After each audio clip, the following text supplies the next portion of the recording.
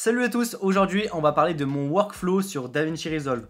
Alors je t'ai déjà parlé sur plein d'épisodes, les bases sur DaVinci Resolve, des making-of et tout ça, comment je m'organisais, donc comment j'organise mes dossiers, comment voilà, je monte plus rapidement, mais il y a aussi plein de techniques qui me permettent d'aller vraiment beaucoup plus vite. Alors on avait déjà parlé il me semble du clavier Speed Editor de chez DaVinci Resolve, donc c'est tout simplement un clavier et puis tu as plein de consoles de chez Blackmagic, mais voilà, qui te permet d'aller plus vite parce que tu as plein de raccourcis et tout ça. Alors ça c'est bien, j'ai déjà pu l'utiliser. En ce qui concerne toutes les panneaux de commande pour l'étalonnage, bah ça pour le coup c'est hyper pratique.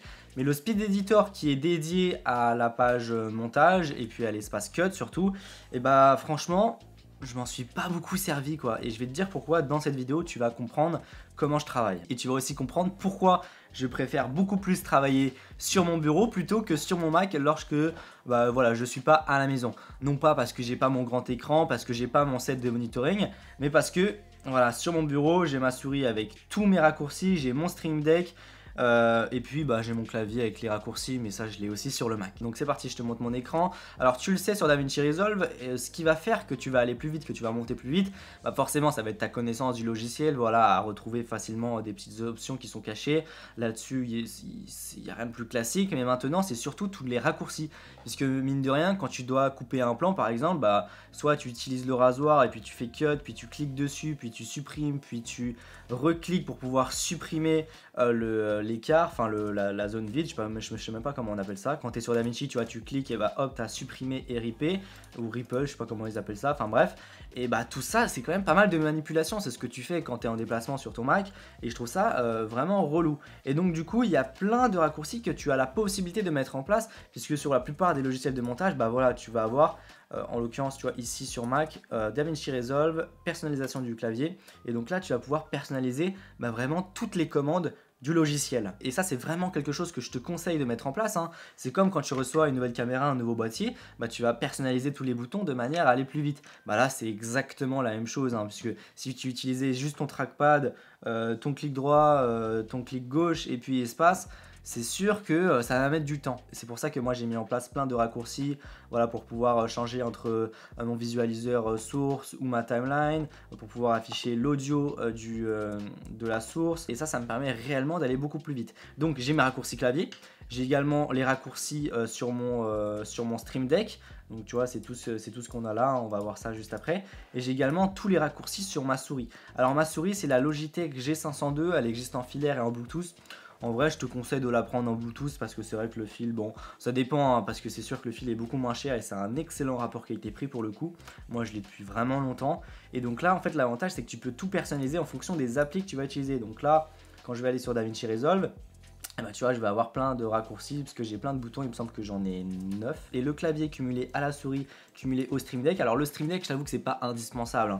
Moi, je l'ai fait parce que bah, j'en avais un pour faire des lives et tout ça, j'en avais acheté un.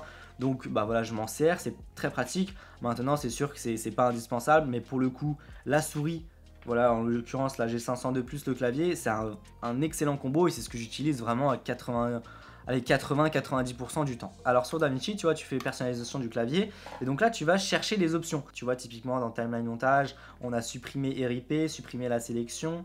Donc ça c'est très très pratique. Tu as également tout ce qui est courbe de vitesse, les images clés et tout ça si tu veux afficher ça rapidement. Et tu as vraiment énormément de raccourcis. Alors ça prend vraiment du temps à faire, je te conseille. Puis même moi je suis perdu quand je suis là-dedans parce que c'est quelque chose que j'ai fait il y a assez longtemps. Maintenant, alors je vais te montrer sur la G502, je pense que c'est ce qui intéresse le plus de monde. Donc là tu vois, je suis sur la configuration DaVinci Resolve et donc là tu vois, avec ma molette quand je vais la pencher vers la gauche, et ben je vais avoir mon CTRL Z. Et c'est également la même chose quand je suis sur le bureau.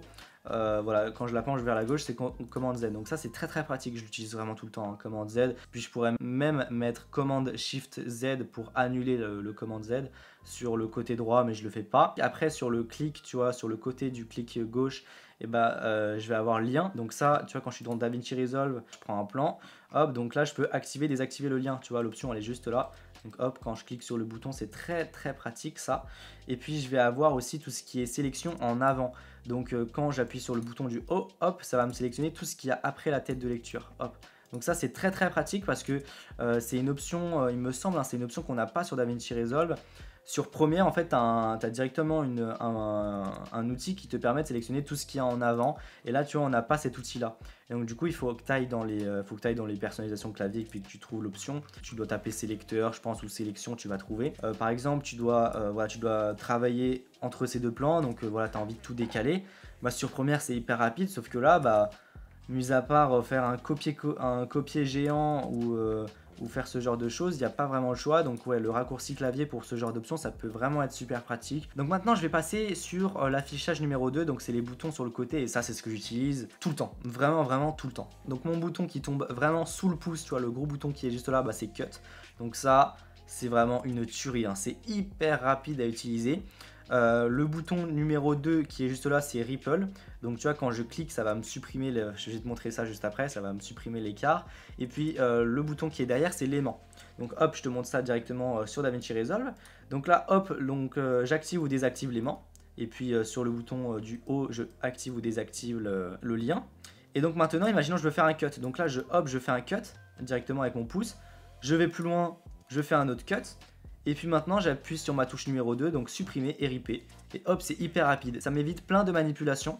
Donc il me semble que si t'as pas fait ça, bah, c'est commande B le raccourci. Voilà, commande B pour faire un cut, commande B pour faire un autre cut. Ensuite, tu dois sélectionner ça, puis supprimer, puis cliquer entre les deux, puis clic droit, puis supprimer et ripper. Donc tu vois, et moi j'ai pas mon lien, c'est normal, mais donc tu vois, ça demande quand même vraiment pas mal de manipulations. Alors que là, regarde, hop, je vais plus loin, hop, je sélectionne. Et hop, je fais ripper. Donc ça, c'est hyper rapide. Ou sinon, directement, hop, je sélectionne, je fais ripper. C'est vraiment incroyable comme option, hein. Ça, c'est le raccourci de la mort, je l'appelle comme ça. C'est le truc qui te permet d'aller vraiment hyper vite. Même chose, hein, je te l'ai pas montré. Tu vois, là, hop, je supprime. Je penche ma molette et hop, ça fait CTRL Z. Et ça m'évite, pareil, de faire commande Z sur mon clavier. Donc ça, en fait, ça m'évite de toucher au clavier, hein. Finalement, c'est ça la finalité. Maintenant, en parlant du Stream Deck, tu vois, il est juste là. Donc je vais avoir deux affichages, hein. J'ai celui-là et puis j'ai celui-là, c'est celui que j'utilise le plus. Donc là, tu vois, grâce à la flèche, hop, je peux switcher entre les deux espaces. Typiquement, si je voulais utiliser que le Stream Deck à la place du clavier, je pourrais. Parce que tout ce que j'ai sur le clavier, je l'ai aussi sur le Stream Deck. Mais c'est plus agréable parce que j'ai des logos. Et donc ça, tu vas le trouver en faisant comme ça, ouvrir la bibliothèque d'icônes Stream Deck. Et donc là, tu vas avoir la bibliothèque qui va s'ouvrir avec tous les icônes. Dans le gestionnaire tout en haut, tu vas faire, là où tu configures et tout, tu vas faire Store. Et donc là, tu vas arriver sur le Store. Donc là, tu vas sur Icônes et tu vas rechercher DaVinci, hop. Et donc là, hop, tu as DaVinci Icon Pack et en fait les deux sont sur le store en fait. Tu fais installer, hop, et puis après tu vas avoir toutes tes icônes qui sont là. Alors ça prend beaucoup de temps à configurer tout ça, hein. Donc là, tu vois par exemple sur cette page, j'ai Go In, donc ça me permet de me positionner précisément sur le point In. Je vais avoir Mark In, Mark Out, Go to Out, donc c'est pour aller sur le point Out. Tu vois, tous ces genres de choses, il me semble que c'est des choses qui ne sont pas configurées d'origine avec DaVinci sur le clavier. Et donc ça te permet... quand tu as beaucoup de raccourcis, des choses que tu n'utilises pas non plus tout le temps, bah tu les oublies. Donc là, de les avoir sur le Stream Deck avec les icônes, c'est vrai que c'est ouf. Et là, tu as clair in et out, donc voilà, ça va supprimer ton point in et ton point out. Ici, j'ai V1, donc ça, c'est pour switcher entre ma source et ma timeline. Donc tu vois, hop, je peux switcher comme ça. Après, j'ai Solo Track qui est juste là au milieu. Ça, c'est quelque chose que j'utilise vraiment tout le temps quand je fais des sélections. Par exemple, ici, là, je suis sur ma caméra Top Shot, mais pour savoir quand je parle, bah, mis à part cliquer ici puis aller dans piste audio, et bah, je ne peux pas savoir. Donc du coup, j'appuie sur le bouton du centre effectivement et puis ça me permet directement de switch, tu vois, entre l'audio et la vidéo. J'ai deux boutons qui sont affectés. Donc ici, je suis sur l'audio, ici, je suis sur la vidéo de ma source. Après, sur la deuxième page, ce qui est intéressant, c'est cette touche-là. D'ailleurs, je devrais la mettre sur la première page parce que je l'utilise vraiment tout le temps, ça aussi. En fait, ça va me permettre d'accéder à tout ce qui est transformation dans le visualiseur. Donc là, tu vois, en cliquant sur cette option, je vais avoir, bah, tu vois, toutes les poignées qui s'affichent. Et donc, je suis obligé de cliquer. Et donc là, directement avec le Stream Deck, bah, ça me permet, tu vois, en appuyant sur un bouton, de l'activer ou le désactiver. Ça paraît, c'est hyper pratique. Alors, ça paraît des trucs tout cons, hein, mais quand tu fais ça plein de fois dans un projet, bah, ça prend du temps, hein. Tu vas chercher le bouton, hop, tu cliques, ou sinon tu l'oublies, donc tu ne l'utilises pas finalement. Et donc là, d'avoir tout à disposition, c'est vrai que c'est quand même un confort, notamment tout ce qui est cut et ripé, l'aimant, enfin voilà, toutes les fonctionnalités de base, ça c'est vraiment des trucs qui te font gagner énormément de temps. De toute façon, je le vois quand je monte sur mon Mac ou sur mon bureau, il n'y a rien à voir. Et puis voilà, alors après, comment configurer le Stream Deck, de toute façon, là, je vais te montrer vraiment très rapidement, puisque c'est pas mon rôle, ça demanderait une vidéo entière.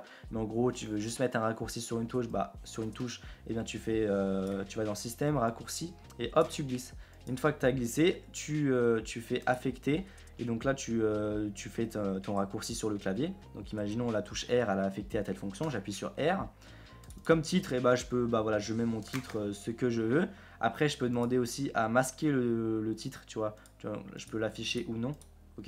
Et puis après, directement, tu vas sélectionner un icône. Donc là, j'ai ma page d'icône qui est ouverte. Donc après, je sélectionne l'icône. Donc voilà, ça c'est très pratique. Et puis pareil sur G-Hub, je crois que ça s'appelle comme ça, enfin le logiciel pour configurer la souris. Et bien hop, tu vas dans DaVinci Resolve, donc tu fais gérer les profils, et donc là tu vas pouvoir créer de nouveaux profils en fonction de tel ou tel logiciel. Donc là hop, je suis dans DaVinci Resolve, je vais faire affectation, macro, et puis là je vais faire ajouter une nouvelle macro. Et donc à partir de là, je donne un nom, peu importe. Je vais faire séquence, puisqu'il s'agit d'une séquence de touches. Donc voilà, je fais séquence. Généralement, en raccourci, tu appuies simplement sur la touche. Donc tu fais en appuyant. Commencer, tu fais enregistrer. Et puis là, commande R par exemple. Et tu fais arrêter l'enregistrement. Ensuite, tu fais enregistrer. Et puis une fois que c'est fait, tu as juste à prendre ce que tu viens de faire et puis le glisser sur la touche que tu as envie d'affecter. Voilà, c'est vraiment hyper simple. Voilà, donc entre acheter un Speed Editor à 150 €, après si tu l'as une bonne affaire, pourquoi pas, ou si tu gères, tu fais du multicam, ça peut être intéressant aussi. Remarque, tu peux faire la même chose avec le Stream Deck. Voilà, donc entre 150 € ou 150 € en achetant la G502 plus un Stream Deck. En fait, il faut savoir que la souris et le Stream Deck, tu peux configurer ça pour n'importe quel logiciel, pour Photoshop, pour Lightroom, pour Chrome, vraiment pour tout. C'est des raccourcis, tu peux attribuer n'importe quoi. C'est pour ça que c'est vraiment hyper agréable à utiliser. Et que c'est un gros plus, quoi, parce que même quand je fais du texte, de la saisie et tout ça, j'ai mes raccourcis qui sont sur ma souris. Voilà, donc j'espère que ça t'aura donné quelques idées. En tout cas, je te mets bien sûr tous les liens en description si tu as besoin de voir pour cette souris et un Stream Deck, sachant que moi je l'ai pris en version 15 touches, c'est pour moi le plus polyvalent, parce que 9 touches c'est pas assez, et 15 touches pour moi c'est bien, 32 c'est trop. Sur ce, si cette vidéo t'a plu, n'hésite pas à mettre un pouce bleu, à t'abonner pour en voir plus. Si tu as des questions, c'est dans les commentaires. N'hésite pas à partager cette vidéo et à me suivre sur Instagram, et on se retrouve pour une prochaine vidéo. Allez, salut! Salut à tous, aujourd'hui